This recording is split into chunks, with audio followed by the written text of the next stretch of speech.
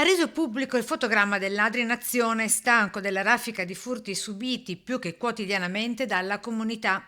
Protagonista dell'episodio è Don Gianni Antoniazzi, parroco di Mestre, già ribattezzato il prete Sentinella. A me non piace tanto il titolo di sentinelle perché credo che sia nella natura della persona umana essere responsabili della vita anche degli altri. La foto pubblicata sul giornalino parrocchiale dopo che le telecamere intorno alla canonica di Carpenedo hanno ripreso il ladro nelle ben 3 ore di azioni criminali, a cominciare dalle 3 del mattino quando, utilizzando un tombino come ariete, ha prima sfondato la vetrina della pasticceria aperta da poco in Viale Garibaldi, per poi creare ulteriori ingenti danni anche ai negozi vicini. Le telecamere aiutano abbastanza in questo periodo, però abbiamo bisogno di custodire in qualche modo la vita del nostro territorio, avendo cura anche di queste cose lì dove le cose nascono, bisogna abituarsi anche a orientarle bene. Significa tenere gli occhi ben aperti, non aspettare siano gli altri a denunciare, ma farlo noi stessi per primi,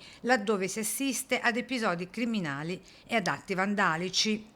Quindi se c'è della gente che ha bisogno, se ci sono delle persone che hanno delle particolari fragilità e hanno bisogno di essere aiutate, noi siamo ben lieti di sostenerle, lo abbiamo dimostrato in tanti modi. Più che porgere l'altra guancia, quindi, il monito a non girarsi dall'altra parte per essere la mano che aiuta.